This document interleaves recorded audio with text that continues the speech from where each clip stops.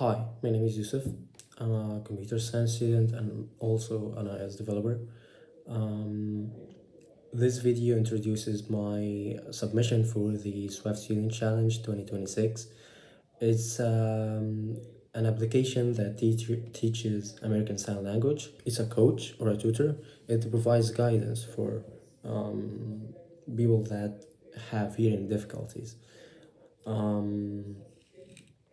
Most past submissions didn't really care about user experience or to provide feedback. They cared more of classifying, like whether this sign is a letter A or not, which for me it was an immediate thought to give feedback.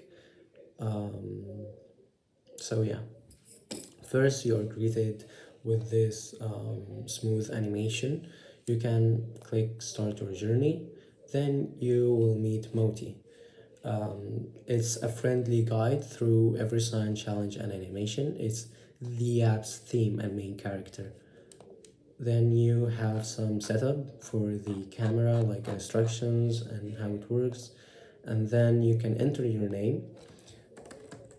You can't add spaces, or you can add whatever you want, but you are limited to 15 characters and you can't add spaces. So I'm gonna make it Yusuf. And then you are in the app's main screen. You have lessons, all alphabets and numbers, all alphabets and numbers. Here are the numbers section. And also you have finger spelling. You can make custom finger spelling like I love apple and then submit it.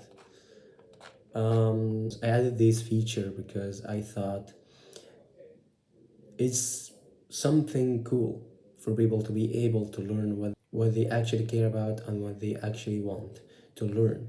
Like it's kind of translator, but not in the typical way. You need to learn what you actually want to say.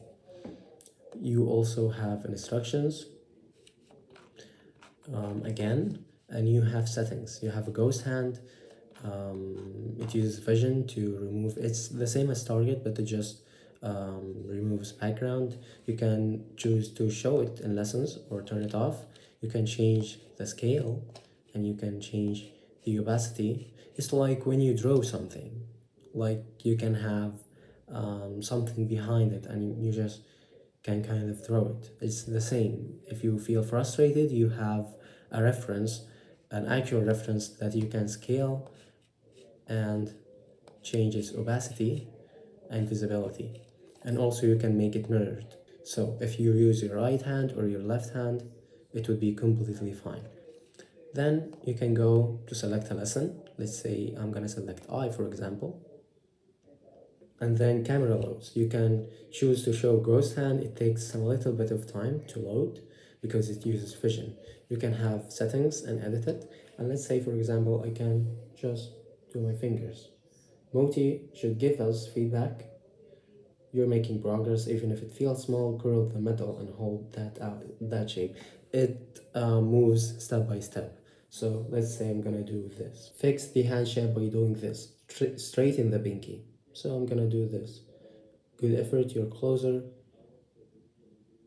Curl it now. I should curl this thumb, and that's a great sign. I'm getting closer by this small indicator.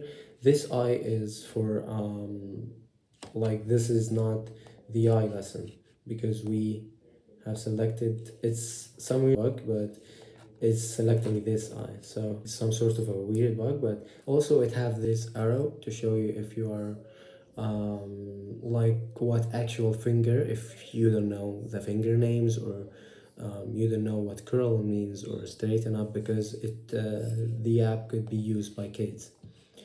And that being said, it has some bugs and some errors, and what really matters is that I really kept developing it in the best way I could possibly do. Lingua Motus is about motion. It tries to break communication barriers. If you think about it, universe is in motion and communication needs motion. If we try to speak, we use our tongues and our mouths. So, and even if we try to handshake someone, we use our hands, we shake it. And everything to communicate with anyone, to see everything needs motion. So, Lingua Motus, which is language of motion in Latin, um, does that. It is the same. Sign language is the same as speaking, but you just kind of use different motion.